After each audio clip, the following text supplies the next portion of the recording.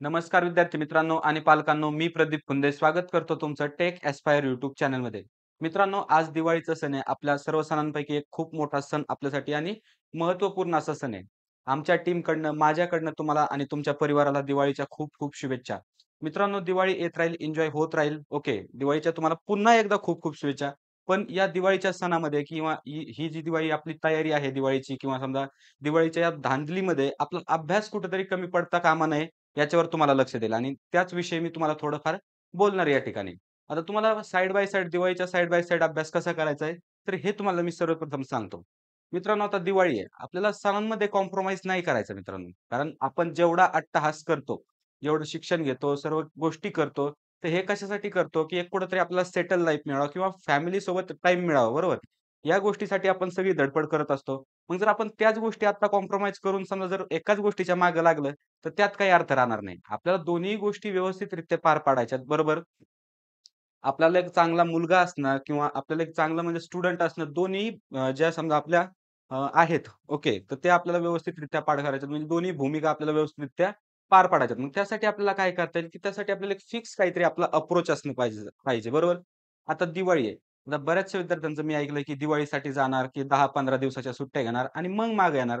तर असं आपल्याला बिलकुल करायचं नाही मित्रांनो. कारण आपलं मेन जे ड्रीम आहे, तर ते विसरून चालणार नाही, बरोबर? आपल्याला काय करायचं की नेक्स्ट तुमची पुढची जी दिवाळी आहे, तर ती एका कोणत्यातरी चांगल्या इंजिनिअरिंग कॉलेजेसमध्येच सेलिब्रेट करायची. नो डाउट तुम्ही पुढची दिवाळी सेलिब्रेट करणार आहात, त्याच्या पुढची करणार आहात. इथून पुढे तुमच्या लाईफमध्ये जेवढ्या दिवाळी येतील, तेवढ्या तुम्ही सेलिब्रेट करणार आहात. पण त्या कुठं करणार आहात हे तुमच्यासाठी खूप मॅटर करतं. तुमच्यासाठी नाही तर स्पेशली आमच्यासाठी, तुमच्या आई-वडिलांसाठी, सर्व फॅमिलीसाठी त्या गोष्टी खूप मॅटर करतात. त्याच्यामुळे लक्षात असू द्यायचं की आपली दिवाळी ही चांगल्या जागेवरच सेलिब्रेट झाली पाहिजे. म्हणजे माझं सांगण्याचं तात्पर्य हे तुम्हाला समजत असेलच. ओके. मग त्याच्यासाठी काय करायचंय, की आपण जे काम करतोय किंवा आपलं जे कर्तव्य आता आपण सध्या स्टुडंट आहोत, तर स्टुडंट अवस्थेत आपलं काय कर्तव्य असतं, की जेवढा आपला अभ्यास आहे, ओके, जेवढं आपलं कर्तव्य ते व्यवस्थितरित्या पार पाडणं हे आपलं कर्तव्य आहे, बरोबर? मग तुमचं सध्या कर्तव्य काय आहे, की तुमचं जे चॅलेंज आहे किंवा समजा पुढे जो तुम्ही स्वतः पण घेतलाय, बरोबर? तर तो पण तुम्हाला कंप्लीट करून दाखवायचा आहे. ओके. मग त्यासाठी काय करायचं, तुम्हाला नियमितप्रमाणे अभ्यास करायचा आहे. आपल्या चॅनलवर आपण तुम्हाला टास्क देतोय, वीकली टास्क असाइन करतोय, की ज्याच्यामध्ये आपल्याला तुम्हाला चॅप्टर्स देतोय. ठीक आहे. आता दिवाळीच्या या वीकसाठीही सुद्धा आपण तुम्हाला दिलेले आहेत, बरोबर? आता काही मुलं म्हणतील, "दिवाळीत पण अभ्यास करायचा आहे का?" तर करायचा आहे अभ्यास मित्रांनो. उलटं दिवाळीच्या दिवशी तुम्ही एक चांगला सण आहे, चांगला मुहूर्त आहे आणि त्या दिवशी चांगले जर काम केले, तर नंतरच्या दिवसात सुद्धा तुम्हाला ते चांगले काम म्हणजे तुमच्याकडून केले जातील. या अनुषंगाने आपल्याला दिवाळीत सुद्धा अभ्यास करायचा आहे. ठीक आहे, तुम्ही सण सेलिब्रेट करा, सगळ्या गोष्टी करा, नातेवाईकांना भेटा, सर्व गोष्टी करा. त्यात काही वाद नाही. ओके. पण तुमचा अभ्यास हा महत्त्वाचा आहे. तो तुम्हाला बिलकुल विसरून चालणार नाही. त्याच्यामुळे अभ्यास हा आपल्याला करायचा आहे. आता कशा पद्धतीने अभ्यास तुम्हाला करायचा आहे? तर ठीक आहे, तुम्ही अभ्यासाचं स्केल थोडं कमी करा. म्हणजे कसं, जर तुम्ही 1 चॅप्टर दिवसातला कंप्लीट जर करत असले ना, अर्धाच करा. एक कन्सेप्ट कंप्लीट करा. पण अभ्यासात कंटिन्यूटी ठेवा. कारण अभ्यासात जर तुम्ही आता कंटिन्यूटी नाही नाही ठेवली, तर थोडासा जर ब्रेक झाला, समजा 10 दिवसाचा किंवा 5-6 दिवसाचा जर ब्रेक पडला तुमच्यात, पण तुमचं जे डेली रुटीन जे असतं, ओके, समजा तुम्ही क्लासेसला असता आणि अकॅडमीजला असता. तिथं तुम्हाला लवकर उठावं लागत असेल, बरोबर, सकाळी 6:00ला. पण तुम्ही दिवाळीच्या सुट्ट्यामध्ये घरी जर गेले, तर 9, 10, 11 शिवाय उठत नसताल, बरोबर? मग ते तुमचं एक रुटीन कुठेतरी डिस्टर्ब होतं, बरोबर? आणि ते आपल्याला होऊ द्यायचं नाहीये. तुमची जी डेली लाईफ चालली आहे, ओके, ती तुम्हाला व्यवस्थित चालू द्यायची, म्हणजे जे तुम्ही काम करताय आणि त्याच्याच साइड बाय साइड आपल्याला दिवाळी सेलिब्रेट करायची. पण असं लक्षात ठेवा, दिवाळीमध्ये पण आपल्याला काही कॉम्प्रोमाईज नाही करायचं. मग तुम्ही म्हणाल, हे म्हणायला सोपं आहे, डायरेक्ट प्रात्यक्षिक करायला अवघड आहे. म्हणजे अशा गोष्टी बिलकुल नाही. केलं तर सगळ्या गोष्टी होतात. व्यवस्थितरित्या फक्त करायचंय म्हणून करू नका तुम्ही. बिलकुल माझं सांगणं असंच आहे. प्रत्येक व्हिडिओत मी एवढंच सांगतो, की अभ्यास अशी गोष्ट आहे, की जी करायचा म्हणून करायचं असं होत नाही.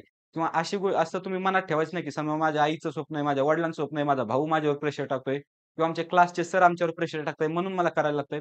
ही तुम्ही गोष्ट सगळी संकल्पना बाजूला काढून टाका. कारण कुणाचंच नुकसान होणार नाहीये त्याच्यात.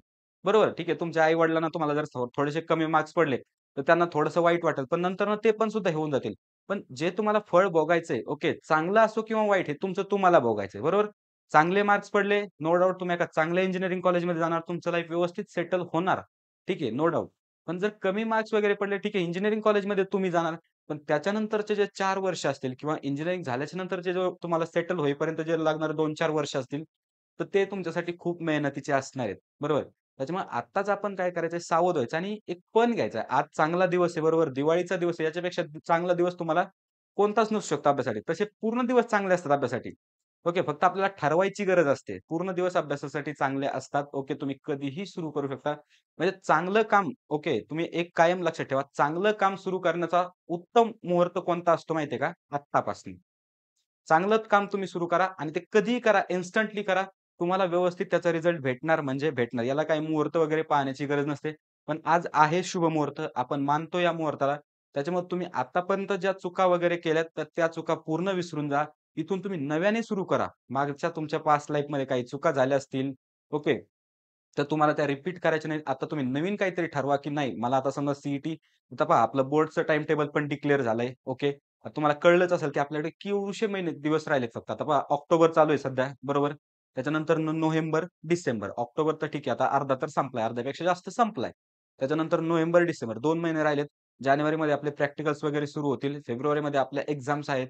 मग विचार करा विद्यार्थी मित्रांनो, की तुम्ही विचार करत होता ज्यावेळेस तुम्ही 11वी होता त्यावेळेस विचार करत होता अजून 2 वर्ष आहेत सीईटीला. कधी हे 2 वर्षाचे 2 महिने झाले आणि कधी या 2 महिन्याचे 2 दिवस होतील ते तुम्हाला समजणार पण नाही. त्याच्यामुळं सुरुवात आत्तापासून करा. आत्तापासून केलं तर 100% तुम्हाला यश मिळणार म्हणजे मिळणार. आपली टीम, मी तुमच्या सोबत आहे. तुमच्या पूर्ण प्रिपरेशनपर्यंत, तुमच्या पूर्ण इंजिनिअरिंग ॲडमिशनपर्यंत आपलं चॅनल तुमच्या सोबत असणार आहे. त्याच्यामुळे या चॅनलला सबस्क्राईब करून ठेवा आणि पुनश्च एकदा आपल्या टेक एस्पायर परिवारातर्फे तुम्हाला दिवाळीच्या हार्दिक, हार्दिक शुभेच्छा.